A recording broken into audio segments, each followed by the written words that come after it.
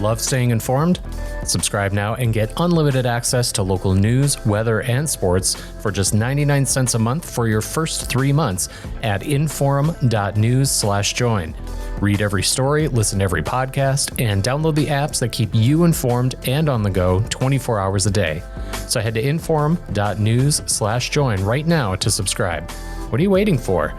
Get 3 months of local news for just 99 cents a month at inforum.news/join.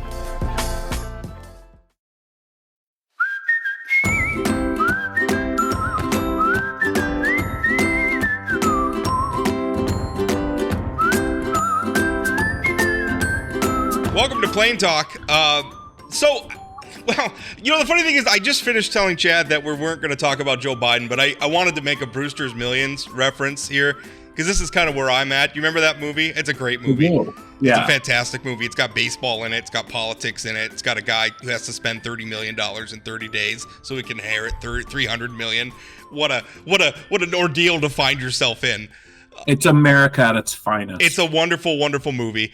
But my favorite part of it is when he joins the New York mayoral election as a way to waste a bunch of money, and he tells everybody to vote none of the above.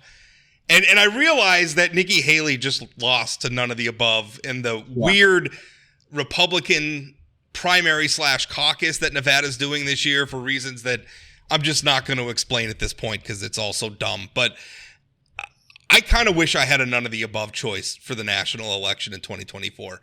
Like, I would like to cast that protest vote and say none of these people are fit to be the leader of the free world. I read some of the clips yesterday about the DOJ report about Biden. And one of the things I read was, he wasn't getting dates correct, like when he was VP and whatever. And therefore, he's a confused old man. I remember like 5 years ago, Rob, being in downtown Bismarck with my wife and having a young person come up and asked us when we were married. And I think I got the month wrong and she got the year wrong. Yeah. And we were both under the age of 40. So I think some of this is, how often are you like, what year was that election or what year? That to me doesn't seem like, maybe when I was 38 years old, I wasn't qualified because of my memory either. It's a little hard. He was struggling to read his own notes. Anybody when you're put on the spot can make a mistake like that, but this is not without context as well. You try to read my notes that I've written here, Rob. Well, but those are your notes. I'm not going to read half of them. All right. I struggle with the idea that Joe Biden, as frail as he shows himself to be routinely, is fit to the grueling, rigorous job that is president of the United States. I don't think Donald Trump's fit for it either. Even setting aside everything else that Donald Trump is, a man who has cheated on every wife he's ever had, he's cheated his business partners, he's cheated his political allies, even setting all that stuff aside, I don't think he's at an age where he's vigorous enough to do this job. But I am very, very frustrated that Democrats are clinging to Biden and Republicans are clinging to Trump, and this feels like a race to the bottom. Yeah, I think two things. One, I think I saw you had a tweet, if it's a guy who's not up for the job or a guy who's in court, I would say that Donald Trump's brain isn't that working that much better than but that's Biden. Not. But that's the point. Neither of them are doing well. But the other thing that I hope that comes out of this special investigation is maybe some of the conservatives who've been saying the DOJ has been weaponized against Republicans will maybe take a step back and say, hold on, maybe it is that they do go after both sides. That's unlikely because everybody sees it situationally, because I'm hearing a lot of Democrats now saying, here's a Republican. He was appointed by Trump. Forgetting the fact that Merrick Garland, the Attorney General, President Biden's Attorney General, chose her to lead this investigation. It's silly. Your point is valid. I'm just saying the likelihood that people are going to accept that is almost zero. Rob, we spend most of our time wishing and hoping on this podcast. So it's just another version of me wishing and hoping. Here's the deal. The stuff I read, I wish the language it seemed a little too opinionated to me at times. Not necessarily based on fact and sort of sensational, but I don't know. It is what it is, right? I think we it's appoint these special prosecutors for a reason to look at these things. I think it's a stark assessment that is politically inconvenient of something that a lot of Americans can see with their own eyeballs. It does not surprise me that Joe Biden struggles this way in private. We could see him struggling this way in public. But we've heard from Republican lawmakers who've said, I think Romney specifically, maybe others, have said when they've been in rooms with him that he's sharp as can be, Sure. or he's on top of it. So I don't know. But everybody can have good days and bad days. And again, anybody can misspeak. I remember, Barack Obama said one time that, America had 57 states or something. Clearly he knew it was one of those things that people do. I mean, I do them all the time. Both in writing and in speech. So I'm not trying to be ticky-tacky here. It's just there's a problem here on both sides, but because of blind partisanship, we don't seem willing to move on and give Americans better choices. Yeah, and frankly, I think it's too late in the game, to start looking at, I don't know what the process would look like if Biden said tomorrow he's not running.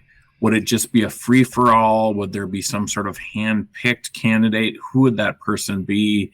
Well, there's still a lot of states to vote for the primary. I mean, do you feel like we would be able to vet these candidates well in the time that we have left? I mean, it depends on who the candidate is. I mean, is it somebody who's been on the national stage for a while, who has maybe a voting track record in Congress or something like that, or a governing track record as a governor or a state official?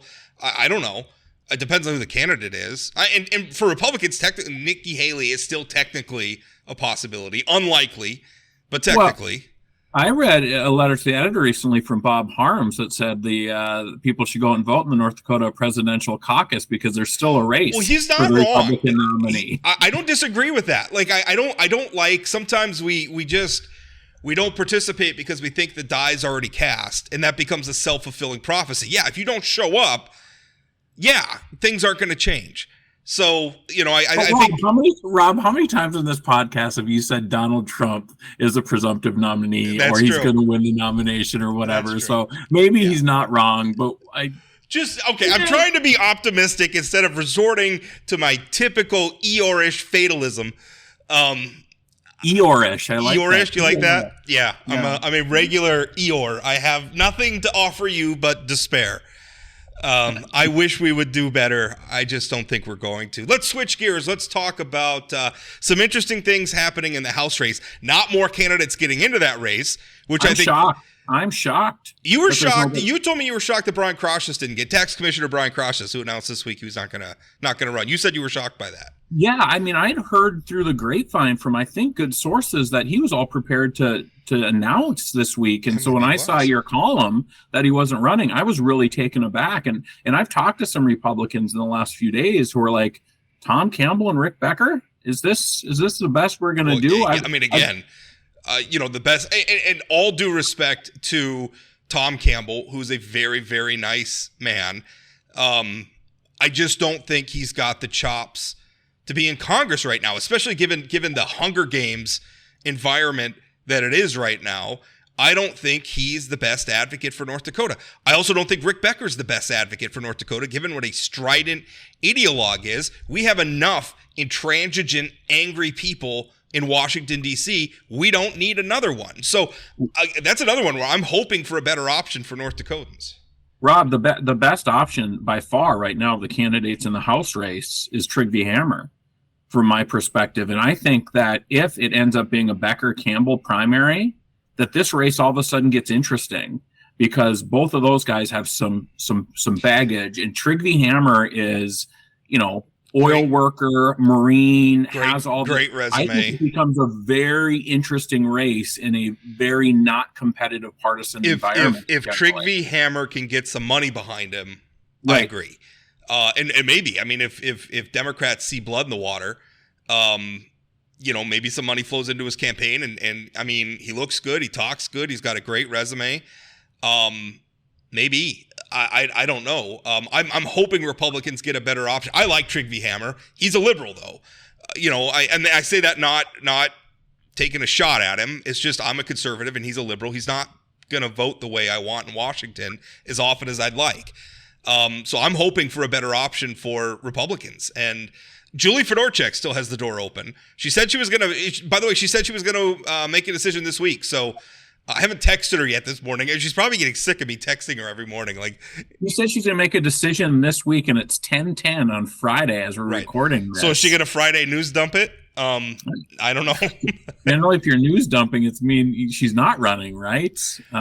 Could be. But in all seriousness, Rick Becker somehow wins his primary, and I don't know that is completely inconceivable, depending on how many candidates there are. This general election becomes interesting. So with the Becker campaign, there's some weird stuff going on with campaign finance stuff. And you made a point before we started as well. And let's actually start there. You made a point because by announcing for his House campaign, he is simultaneously the chair of the property tax measure and a federal candidate. Right. And so if he's in a position where the property tax campaign is paying for ads or media that are promoting him, he could run into federal campaign issues because those are essentially in-kind donations to his campaign if they're putting his face on televisions across the state. Yeah, and in the way money it can be routed into initiated measure campaigns, you can take corporate dollars, you can take all kinds of different dollars that aren't allowed in a individual candidate's campaign. So let's run they have put a ad up online earlier last year, towards around the New Year time, where it was Becker talking to camera, and they put some money behind that.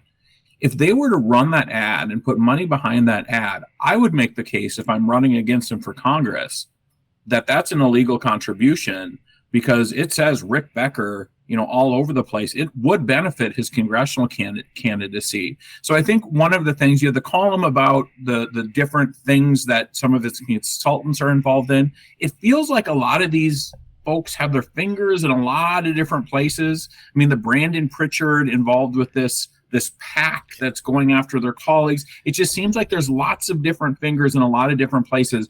At some point, there's going to be legal issues around these things not being kept clearly separate. Yes. I think that's probably true. It's not my place to bring that. And by the way, to set up what Chad was just talking about, my column, if you didn't read it, previously I had reported on State Representative Brandon Pritchard and the North Dakota Young Republicans Fund, where he raised, I think overall, $120,000 or $130,000. I'm remembering. Took like a $10,000 payment for himself, sent most of it to another group, a national group based in Ohio called Citizens Alliance.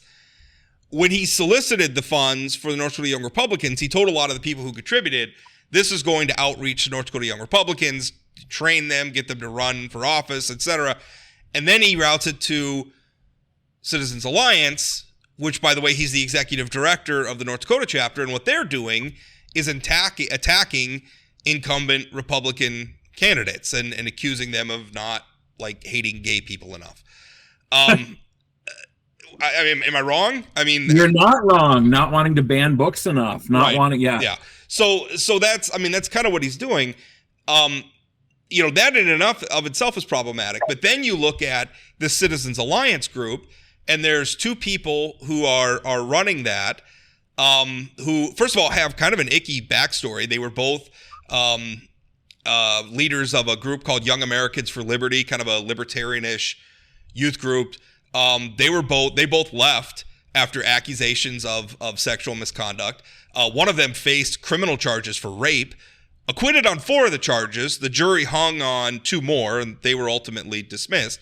But in addition to all that, they also run a 501c4, which is a nonprofit, essentially a dark money group because they don't have to report their donors. The 501c4 gives money to the Citizens Alliance Super PAC, which is an independent committee, which is not supposed to coordinate. I mean, by definition, is not supposed to coordinate with any federal candidates committee because they're independent, right? That otherwise, if they could coordinate with a candidate, then the candidate could get around limitations on campaign contributions to candidates. So there's not supposed to be any coordination. But the thing is, they also run another campaign consulting group called mobilize the message, and mobilize the message is working for Rick Becker's federal campaign. So I don't understand how you can both be running an independent super PAC and also working for a federal campaign at the same time. You know, so to your point, like there's a kind of miasma around all this stuff.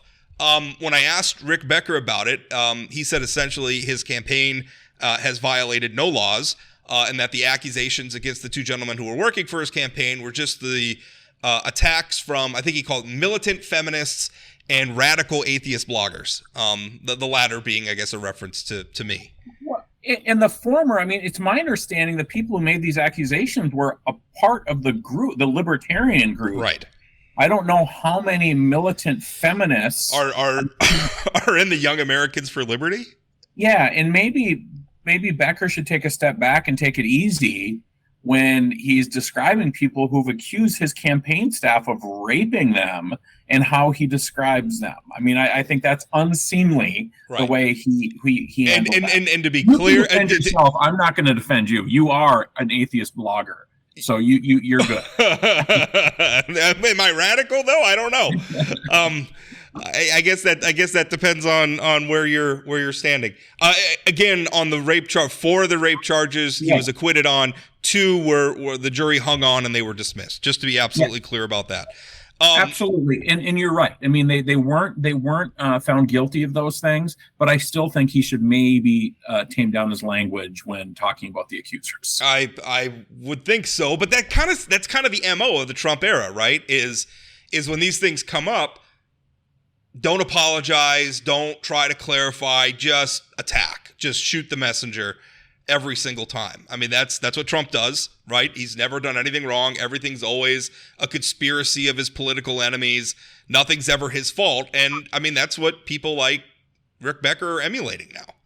Well, and I think that this last couple of years, we've got this new thing where elected officials or former elected officials like Becker are taking on roles of leading these organizations, be it an initiated measure committee, or in Pritchard's case, a C4 sort of interest group. Well, it's not a C4. It's an independent. It's a PAC. It's not super PAC. Okay, but it's a new thing to have an elected official sort of running those things. And it's my understanding that Pritchard got paid, and then somebody named Greg Heilman got paid. He's a candidate for Burleigh County Commission. Yeah, Greg Heilman, brother to State Representative Matthew Heilman.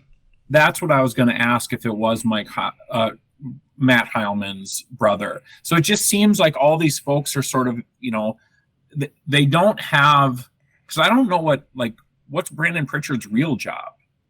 Like, is he employed somewhere? He does work. His wife's parents own Bizman. So he's listed, I think, on like LinkedIn that he works for Bizman. I'm not exact, which is like an online, like kind of a regional online classifieds company. He's done work from them. Also, he's a college student. Well, I sold a boat on Bizman once, so thank you, Brandon Pritchard and your in-laws, for setting up that. I advertise garage sales on there.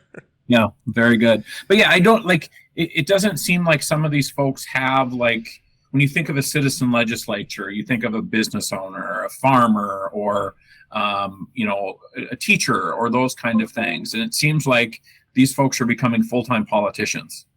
Or full-time political activists. It could be. I mean, Becker's a surgeon, and he's still operating a plastic surgery business. I don't know what you call it, a clinic, a business. And I know when I've messaged him, like, he's said, oh, sorry, I was in surgery or whatever. Right. So I mean, I know he's still doing that, but I mean, to me, it's more like the intermingling. I mean, we've drawn. And listen, we could have a philosophical debate about what the campaign laws should be. But they are what they are currently, and I feel like people who play the game should play by the rules. These are the rules, and if we don't like the rules, then let's have a debate about changing the law and changing the rules. But until that happens, play by the rules.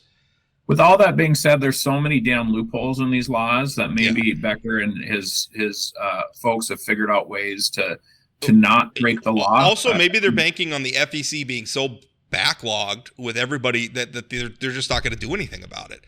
I mean, if you haven't, there was a great report was it in the Bulwark? I think it was in the Bulwark, about Ron DeSantis' super PAC and the amount of coordinate. I mean, because again, the super PAC is not supposed to coordinate with the campaign, but the super PAC's paying for private airplanes for the candidate. Or setting up events in Iowa that the candidate showed up for. But then also just the amount of money. Like there's the consultants for the super PAC who also had a polling side or a media side. And so, they're managing the super PAC and then paying themselves to do all these different things. And so there's so much money involved in this stuff that people are figuring out ways to make a whole lot of money off of candidates that's not being spent to educate voters on where their candidates stand. I feel, because this always happens, we put in place laws and then people find ways around the laws, and we create new laws and they find ways around those laws, and what happens is it gets more and more complicated and it becomes harder to track it all. I've been coming to I arrived at the conclusion a long time ago, we need to get rid of just a lot of the restrictions on candidate fundraising and just ratchet up the disclosure. Like maybe they have to disclose. I mean, we live in a digital era. They can disclose once a week or once every 2 weeks, and they can disclose every penny in or out. And then just let it. If they want to take a bunch of money from corporations or whatever, just let them, because you know what? It's happening anyway. It's just happening in a much more confusing way that's difficult to track. And don't you think most voters already assume that most politicians are taking big, dirty money anyway, even if they're not? Right. Although the feeling about whether or not a particular dollar is dirty or not depends on how you feel about the source of it. I mean, so having been involved in campaign finance in the past and raising money, my sort of rule of thumb was if you're the size of the check makes you determine if you're willing to accept it or not and have to explain it. So if it's somebody that you're not completely comfortable with, you don't take $250 and have to, do a news cycle to deal with the two. But if it's a $25,000 check, maybe you take that money because it's a big enough check. Yeah. I mean, I don't know. And there's always the question of, if you're a Republican politician and you take money from the oil industry, are you taking the money because the oil industry is buying you off, or is the oil industry supporting you because you're going to promote a tax and regulatory regime that they want? I mean, right. And I've always had a problem with, when people say that, teachers unions buying off a politician. Not buying off a politician, they're supporting people who supports their views. Just like an oil company, what comes first? Or a grocery store chain or whatever. Yeah, it's generally, you don't see a lot of, particularly in North Dakota, where people completely switch their point of view because of a campaign contribution. Yeah. Right? I mean, although Donald Trump did flip-flop on Bud Light this week, because, right ahead of holding a big old fundraiser with Jeff Miller, who is a hugely influential lobbyist who just happens to work for Anheuser-Busch. Weird. Now, total coincidence, I'm sure.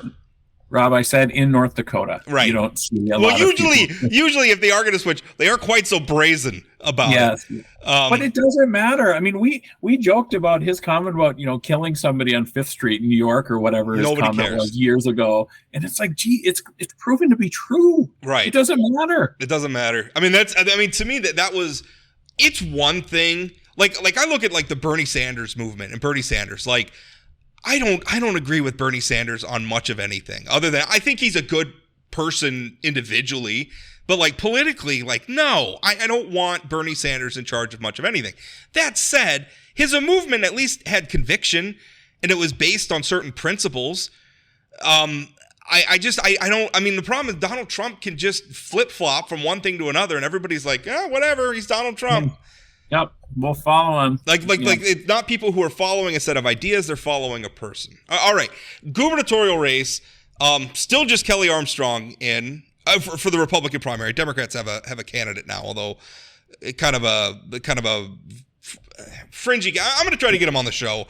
Not a very well-known person. The headline of the article was "Little-known Democrat announces for governor." I think that sort of summarizes things. I mean, listen, I'm not going to take shots at anybody who's given it a shot, right? I mean, it's tough to put yourself out there, but he's not well-known.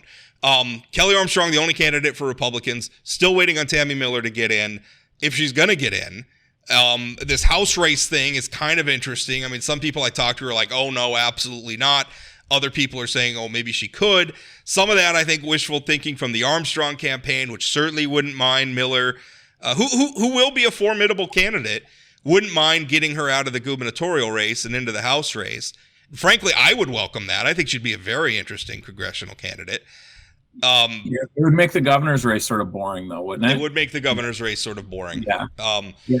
I think in terms of this podcast, Miller running for governor, Fedorchuk getting into the congressional race is going to make things fun for us. That would be optimal. I always have a hard time reconciling my desires as a person who makes a living writing about this stuff and my desires as a North Dakota voter. But I will tell you, I mean, I think you wrote about it in one of your columns. There's been conversations about Tammy Miller's been having some video shoots and like pictures taken around Fargo and at border states and other places. I mean, that could mean that she's prepping for a run for Congress as well. What is surprising to me about this whole thing, and I don't know the answer to this, but the fact that Kelly Armstrong was ready to go the day after Burgum announced, and his lieutenant governor, who you'd think would be somewhat in the loop about Burgum's decision to run or not to run, seemed ill-prepared to make this decision. So I don't know if that's because Burgum didn't notify her or what, but it just seems like maybe she was taken aback. I mean, because Kelly got him fast. Yeah, maybe she was taken aback by how swiftly he moved and how much support he has. I mean, remember at his announcement, you had a Burgum cabinet official, the former Burgum cabinet official there, Michelle Cramer, on the stage. Not just a cabinet official, she also just got appointed by Burgum to lead the PERS board. Right. Well. So, I mean, maybe that's given her some pause. One interesting thing is Burgum has been on vacation the last 2 weeks. So maybe she hasn't wanted to announce with Burgum out of state, but that kind of smacks of like Tom Campbell not announcing because his website's not ready. Like, so was Burgum on vacation or like, isn't he in Nevada now campaigning for Trump again? Maybe he is. I don't know. What Nowatzki told me is that Burgum's been working remotely out of state, but spending time with his family. So, he hasn't been in the state apparently. But that is what it is. So I guess I don't know. I mean, if Miller wants this, I mean, Kelly's out there working it now. I mean, obviously he's got stuff going on in Congress, but I mean, first of all, he already started. He already had a pile of money from his House campaign, all of which can go into his gubernatorial campaign. He's already got campaign staff who can quickly be shifted over to a gubernatorial campaign. Now that he's announced, he could be hitting up those local district meetings, kissing babies, shaking hands, and doing all the other things he needs to do. Miller can't. I mean, she's doing some stuff. She's taking pictures and stuff. And obviously, I mean, she's probably staffing up, but I don't know. Don't you think the Miller play here is to just come in, go big on TV, try to blow Kelly out of the water? If there's Burgum money behind it or whatever, I mean, the problem is Kelly's not going to just sit back and let that happen to him. But that worked in 2016 against Wayne Stenjum because Wayne Stenjum wasn't ready. I think Wayne Stenjum was expecting a coronation, and it didn't happen. He didn't think he had to fight back. It's not 2016 anymore. Tammy Miller's not Doug Burgum, and Kelly Armstrong is not Wayne Stenjum. But I'm still trying to figure out what the play. I mean, that's the only way, though, right? Right. I mean, if she just tries to run a traditional campaign for the nomination against Kelly, no chance. It's over. There's also a chance that she's a relative unknown who's trying to go negative on somebody who is very, very well known and frankly widely respected in Republican circles, who can also match you, by the way, dollar for dollar in everything that you spend. Even with Burgum backing you, Kelly Armstrong has plenty of money that he can raise. He has plenty of his own family money. He has plenty of political allies. He is formidable. So I don't know. And frankly, looking at it, I don't think that's what Republicans need right now is an ugly slugfest between arguably two of the strongest candidates Republicans have for office this cycle. Well, and I also think it's, where is Burgum going to land on this thing? I mean, I think it was clear at the beginning, but maybe he saw Kelly's announcement and sort of getting his, a jump on everybody. I mean, is Burgum looking at this thing and saying, do I want my legacy to be losing a primary? I don't know. Well, losing a primary to your successor. I mean, Burgum probably wants to be able to pick up the phone and have some input on some of these policy areas that are important to him. Not to say that he's going to try, but I mean, I think any governor is concerned about unfinished business that they'd like to see completed the way they prefer. So, I don't know. But that's going to be an interesting race. I'm surprised Miller isn't in by now. This seems like a mistake waiting this long, but I could be wrong. All right, we're going to put a pin in it there. We have our guest coming up next, U.S. Senate candidate Katrina Christiansen, because we didn't talk at all about the Senate race. So we're going to do that coming up next. Hi, everybody. I'm Chad Cool, host of the Northland Outdoors podcast. Hey, here in the Northland, we love our time outside. And on the Northland Outdoors podcast, we're going to talk about all of it.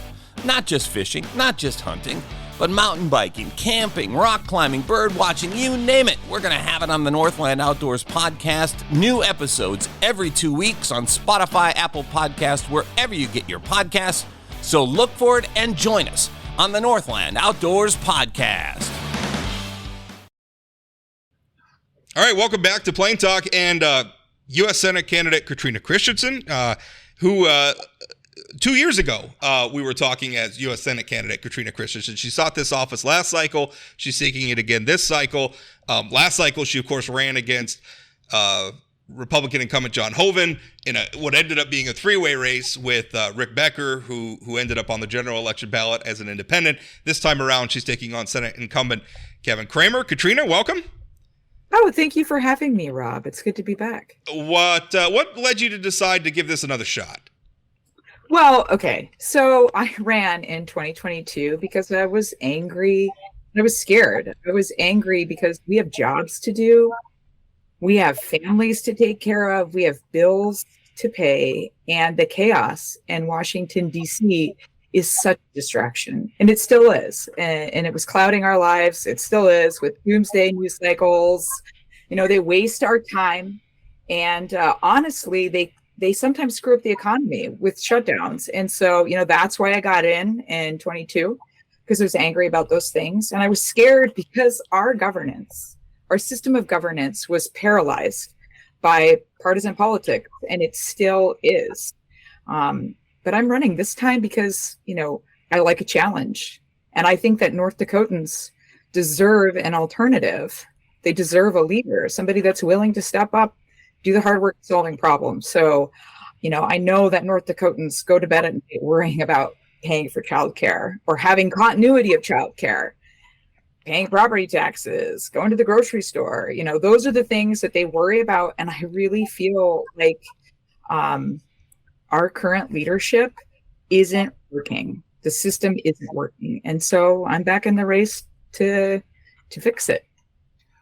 Katrina, thanks for coming on. Last Friday, we had your opponent on, Kevin Cramer, and we talked about the bipartisan border security bill, which at that time, it seemed pretty clear to me, asking him questions, that he was supportive of the idea of the bipartisan border security bill. As you know, Donald Trump had asked people to vote against that, even though I think we all agreed last week that it's probably the most Republicans could get on a border security bill with a Democratic Senate. And then this week he voted against it. What do you think about that? Would you have voted for this bipartisan bill? What do you think about the politics around border security, that evidently we can't do anything during an election year? Can you just sort of give me your thoughts on that? Well, Chad, I think you're being very generous in that you think they get things done in off years. But I do think that the immigration bill is a really good example of partisan paralysis, right? Like, most Americans, no matter the party, really want this border crisis solved. They want a secure border. They want a reform to a system that has not been reformed since Ronald Reagan was president in 1986. And it failed. It's so profitable, as you pointed out. The individual seeking office wanted to make sure that that border crisis is available for exploitation, whether it's through fundraising or campaigning. And, I think it's notable that my opponent, Senator Cramer, railed against the current state of immigration, and he railed really hard in 2018 against the securing the border. He has emphasized how important it is that we deal with the border crisis and how it exacerbates our national security risks with people coming in from over 100 countries. I believe I heard him say that. And, this funding was also tied to helping our allies, Ukraine and Israel. So I think it's really not surprising that he voted it down, again, because of our partisan paralysis. It's very typical of a career politician. He says one thing and then he does another. And this is why the American people are so cynical about our governance system. So I think, it's easier to fundraise off of this issue than to solve it. I heard him on PBS earlier this week talking about his decision to not vote for it. And he did the same thing he always does, which is to identify the problems with the bill and assign blame. And that's where his job stops. And that's why I think North Dakotans need to consider somebody who's willing to do the important work of following up and following through. What frustrated me about when he explained, he put out a press release and he was explaining his reasoning, and he had all this praise for Republican Senator James Lankford from Oklahoma, who negotiated the bill with Democrats, and by the way, was assigned by Senate Minority Leader Mitch McConnell to do and enter those negotiations. And then Lankford comes out, and now he's getting attacked by Trump, who is conveniently forgetting the fact that he once endorsed James Lankford. You have a sort of mega world influencer out there saying that Lankford's political career needs to be destroyed for negotiating with Democrats. And one of the things, like, I'm looking at the situation thinking, okay, we all agree the border's in crisis. I mean, rarely, when I heard you use the word crisis about the border, I think we should all acknowledge that is a departure for Democrats.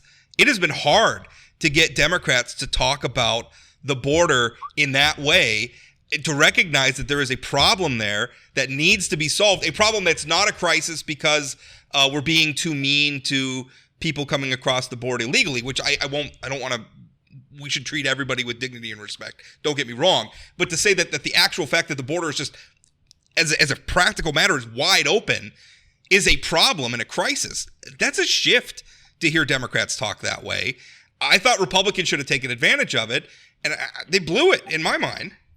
Yeah, I think you're right. I mean, Cramer said on your show, the reason border security got attached to the bill is that Republicans, understandably and rightfully, believe that a secure border is important.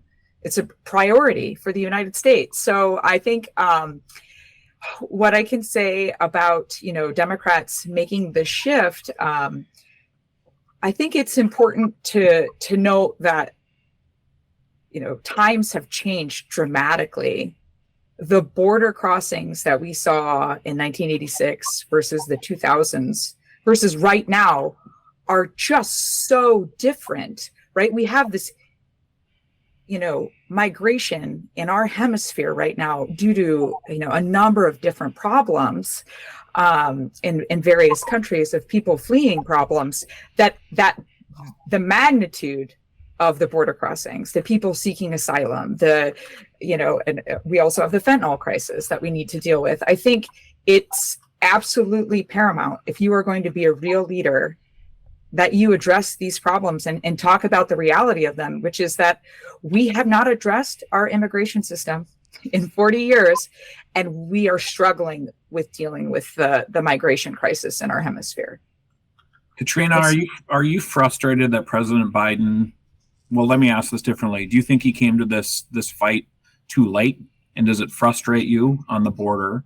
And secondly, the former president was very influential in killing this bill. If you're a U.S. senator, how would you respond to a president of your party telling you to vote something down because it would be bad politics for he or she?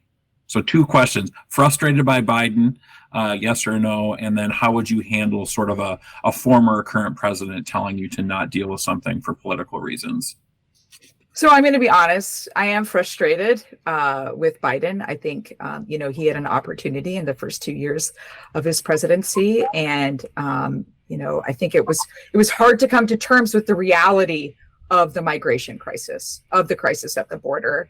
I'm not saying it's simple. I think one of the things that we struggle with in politics is it's so easy to say simplistic statements about really complex problems. And most people's attention spans aren't set up to deal with the complexity of them. And so, yes, I am frustrated, but I am more frustrated as a North Dakotan that my sitting senators are more concerned with getting reelected or staying in the good graces of somebody seeking office that is not currently an office holder, right? Just somebody else seeking office than they are with dealing with a problem that is serious. It's a national security risk. We need to deal with the migration challenge and the fentanyl crossing. I mean, I think the thing that I would like to point out from that bill is that, this bill actually funded the things that Trump wasn't able to fund, that Biden wasn't able to fund on their own, sending $20 billion down to the border for immigration enforcement. And I think the Border Council president supports this bill. And it's just shocking to me, again, that, Senator Cramer doesn't support it. It overhauls the asylum system, right? It's actually going to be harder to get asylum under this bill. It's just shocking to me that, again, partisan politics really are the hurdle to us dealing with these problems that we all care about. You said something interesting about Senator Cramer and other Republicans being worried about re-election. And the interesting thing about that is that suggests that they're doing what a majority of the voters want. And the thing is, I think you're right. I think a majority of the voters, of Republican voters right now, are so enamored with Trump. And this frustrates me to the point. I'm going to show you this stress ball I'm showing you on the camera that my daughter gave me. This is what I'm dealing with. I need to send you a new one, Rob. Yeah. Well, my daughter Layla gave this to me, and it's torn apart. And the reason why is you're right. Voters should care about making policy, not perpetuating a crisis for political gain. The whole point of the democratic process, right, and small d democratic process, is to solve problems. And what we have right now are significant numbers of voters who are more than happy to say, let's not solve that problem because it's not politically advantageous to do so right now. When I think Senator Cramer knows that bill was a good bill, or at least a workable bill that could have been improved by amendment. I think he knows that. I think he chose to vote against it because politically that was expedient. Politically that pleases the voters he needs. So my question for you is, how do you win over a vote? Supposing that you agree with my premise, how do you win over a constituency like that or an electorate like that is so invested in partisanship in that way? Well, so I think, you have a really great point, Rob, and it's definitely a conundrum, but I think I have a different kind of perspective about Cramer's decision. And again, I want to be clear, I don't know what his calculus was.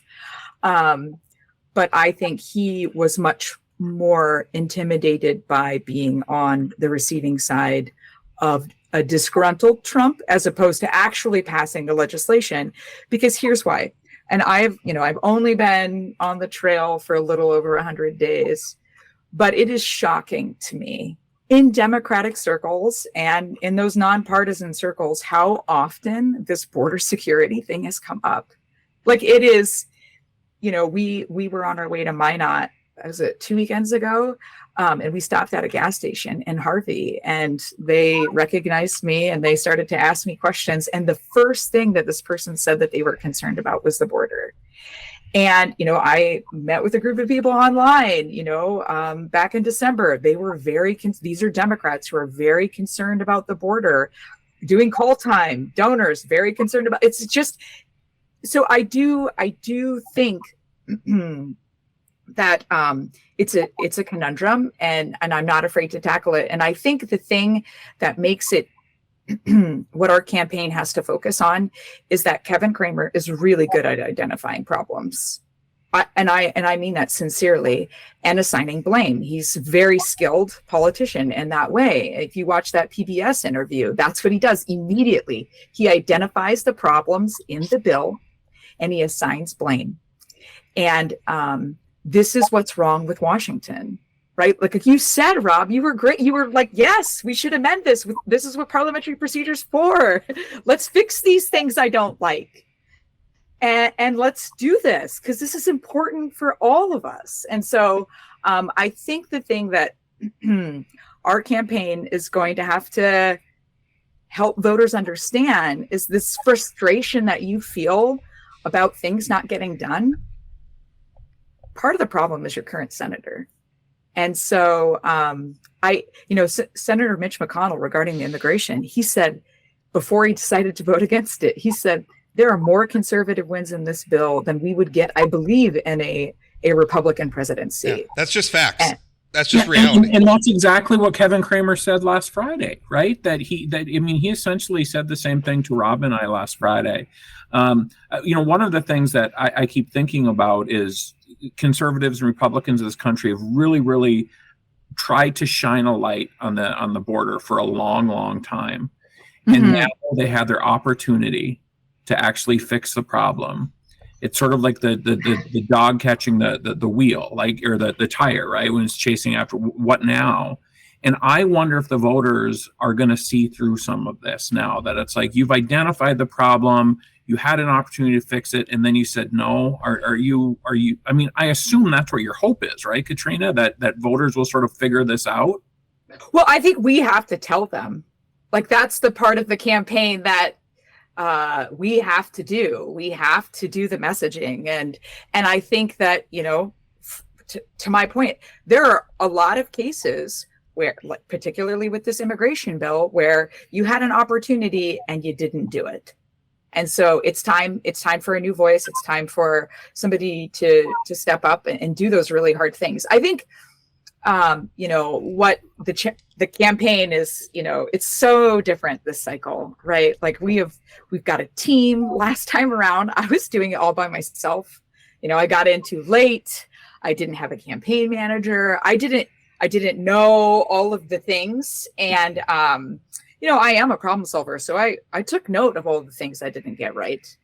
And this time around, we have a experienced staff. My campaign managers, this is his 13th campaign. We have senior political advisor, Paul Johnson, who was the campaign manager on 7 winning Senate races. He was the executive director of the DSCC. Like, we have people who know how to run a campaign, which I didn't have. We didn't have that before. And so having that piece really helps. Like, okay, we need to do these things to get our message out, which is like, look, I'm just a regular North Dakotan, and I have to do a job to get paid. And I expect my representatives to do their job. And, I have this Republican friend who's talked to me about how he feels about Cramer, and he feels like his vote was sold. He said, look, we sent them there to represent our interests, and they're not being represented. And that's frustrating. And I think being able, this campaign has to be very relational. We have to be out in the field. I have to be meeting people, and I have to be listening to people. And having that dialogue hopefully will do that convincing. Like, oh, this person has to work. She knows how to work. I'm just like them. One thing I would think that would make a Republican incumbent like Kevin Cramer vulnerable in a Republican-leaning state like North Dakota is the idea that we're voting for this person to advance conservative policy issues. But if you're gonna spike those victories or trade in those victories for short-term political gains, what is the point? What is the point? I don't know. I don't know what the calculus is. The idea that they're going to elect Donald Trump, and Donald Trump's going to either do a bunch of stuff by executive order, which is going to last until the next president, who might be a Democrat and could, with a swipe of a pen, undo all of it, or the idea that we're somehow going to negotiate an even better, from a conservative perspective, border bill with Democrats, you're probably not going to have a filibuster-proof majority. You're almost certainly not going to have a filibuster-proof majority in the Senate. So you're going to get a better deal from Democrats who just watched you walk away from this deal. Give me a break. There's no calculus here that makes sense unless it's just for the short-term advantage of Donald Trump going out and convincing people the border's still a crisis, vote for me. I don't know if voters are going to see through that or not. You said some things, though. I will move on from this topic. You said some things about, having learned from your past campaign. Expand on that a little bit, because I will say I have noticed it. And I don't mean this to come off patronizing, because Lord knows if you go back and listen to some of the first radio shows I did or some of the first things I wrote, I'm glad that they are not very visible, because I wasn't very good at it. Nobody is very good at the thing when they do it for the first time. You got in early. Your fundraising has been pretty brisk so far. I guess just expand on that. What did you learn? What are you doing better? Well, I think, first of all, I'm not doing it alone, right? Like, a team is so much better. An experienced team is an order of magnitude better. I am just so appreciative of having connected to these people who know how to run a campaign. I mean, it is like a business, there are startup costs. We made strategic investments in fundraising in Q4, to your point. That we're really seeing pay off. We've more than doubled what my fundraising was already. We're over, some big markers. I think it's notable that, I didn't give up, right? Like, I needed to figure out, how do you actually do this in an impactful way and make a viable campaign? Because viability really helps you. I mean, candidate quality is important, but you need money to get your message out. I think one of the things that, I talk about when I'm talking in call time is that in 2004, 6 out of the 8 Senate seats in North Dakota, South Dakota, Nebraska, and Iowa were held by Democrats. And the seat that Senator Cramer is sitting in was held by a Democrat. And so we're not in the South, right? This is doable. It takes money. It takes money. And, it also takes, from my perspective, staying on message. Just to be clear, not that long ago, there were Democrats elected in the Southern Democrats were a thing that existed too. Yeah, no, I know. But this is much nearer. People remember 2004. At least, they, when they say that, they don't think that's Katrina so tried to ago. say. The average voter is not a flippin' nerd like you are, Port. So, yeah. So Katrina, I think when you think about North Dakota, South Dakota, Montana, and how those used to be Democrat seats, as somebody who studies the political maps of North Dakota year after year after year, the thing that has changed the most is rural white blue-collar voters in these states have not only moved away from Democrats, they've sprinted away from Democrats. I'm old enough to remember when rural East communities were sort of our bellwether in North Dakota, that if we were winning Jamestown, we were winning the whole state. That's actually how I knew that I knew on election night 2018, I knew that Cramer was going to win because counties like Griggs County and that started coming in. And Cramer was beating Heitkamp by like 10 points in those counties. Yes. I was like, oh my gosh. So my question for you is, how do you break through to bring back that sort of rural, blue-collar, agriculture voter back to at least be willing to look at somebody with a little D behind their name? Because that's the big question. Yes. Yeah, I know. Oh, for sure. Like, we all know that look, I don't have an advantage in that an R is behind my name on the ballot. I just don't. And that's okay. I think that if we look back at the records of Democrats like Senator Dorgan, who sat on the Ways and Means Committee, I believe, and, just really did a great job bringing back, money to North Dakota and making those strategic investments and reminding them that Democrats aren't evil. We're individuals. I think that's an important thing. I think the thing that our campaign, though, is really focused on, and this is something that I care about. You mentioned that I live in Jamestown. Jamestown is a lot different than other places in the state of North Dakota. It hasn't seen the impacts of oil and gas development. And it also doesn't have the impacts of just being a large metropolitan area like Fargo. We have large metro, but us grading on a scale by North Dakota standards. Fargo, yeah, by North Dakota standards, and I believe that. And so I think one of the things that's it's just apparent to me is the need for Democrats. This is part of the reason why we lost those working class voters, is because we weren't talking about economic policy. We weren't really focused on making sure that people had good, respectable paying jobs coming out of high school, or making those trade programs available. Like I really, and maybe, one of the things that I think I want to be clear about, I'm not opposed to tax cuts, but something that I find frustrating, in our current history, not to go back to 2004, just to go back to 2017, but those Trump tax cuts, right? Like the government said, we're going to give you these tax breaks so that you can invest in American business, and you can push product development, and you can hire new people, and we can reshore manufacturing, and we're going to stimulate the economy with this tax cut for you all. This is our hope. And do you know what they did? But instead, right, all of these American companies have been using those tax cuts not to innovate, not to lead, but to artificially jack up their stock prices through record-breaking stock buybacks, right? Like we just saw, Senator Sanders meeting with pharma about their stock buybacks and how they spend more money on all of these other things than on R&D. And, that's really frustrating. That's un-American. It's unpatriotic. And, I'm an engineer. I love solving problems that are real. And so I want American industry to succeed.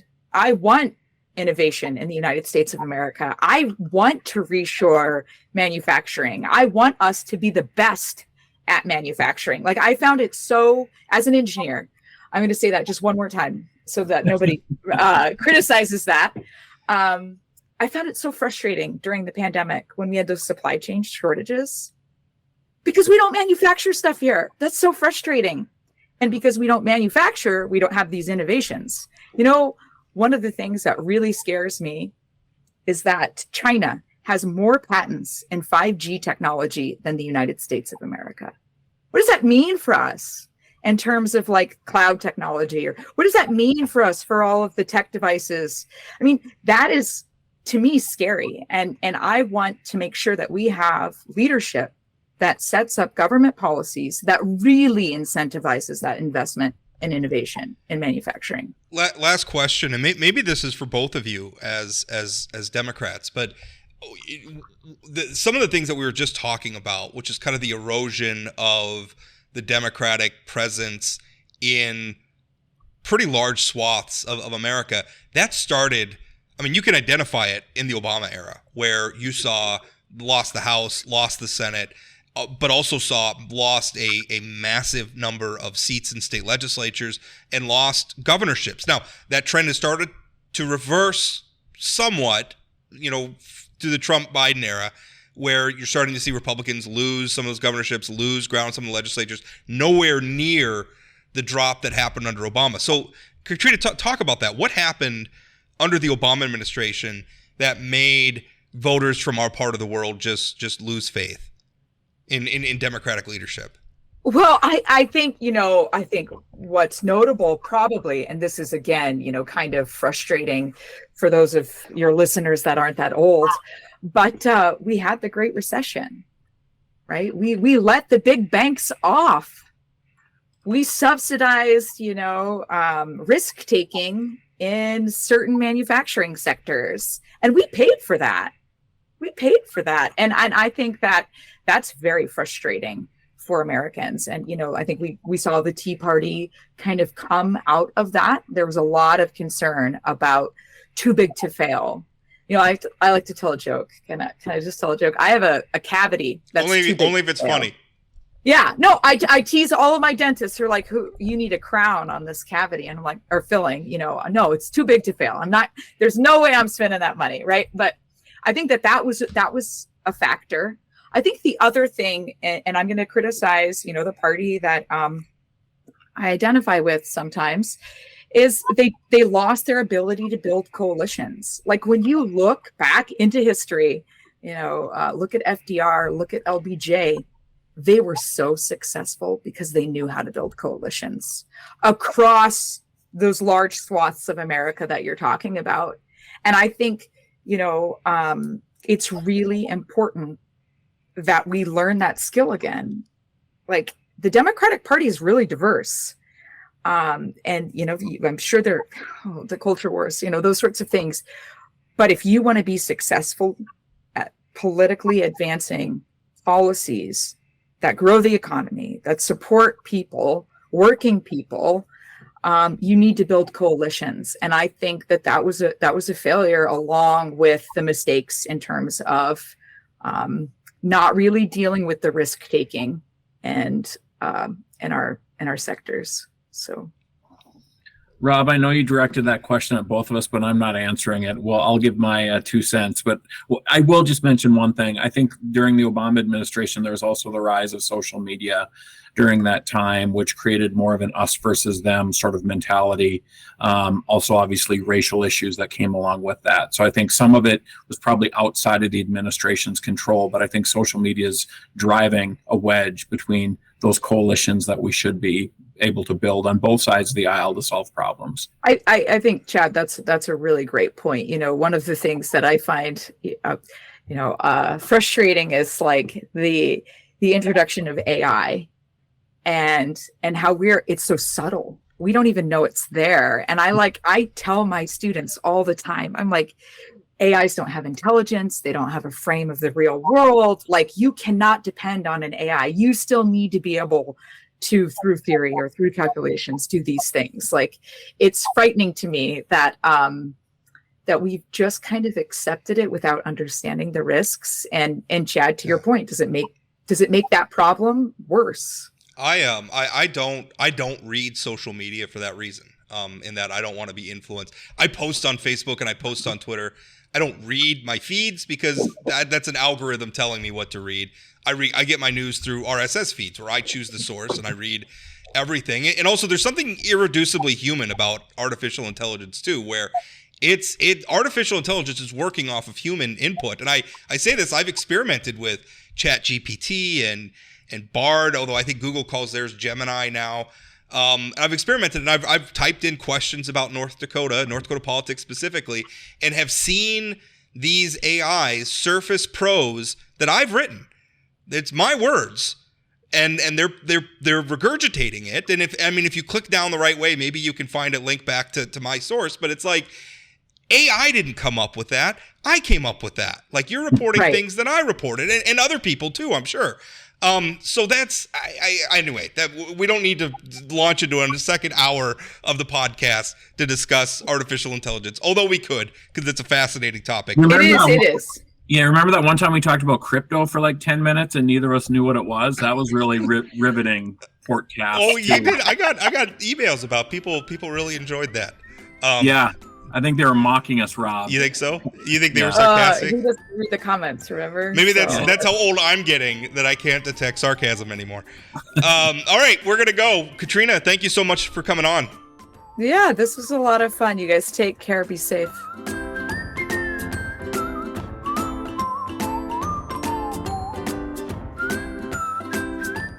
Did you know Forum Communications Company has a robust podcast library? At inforum.com/podcasts, we have everything from politics, sports, true crime, outdoor adventure, and more. Visit inforum.com/podcasts and explore them all today.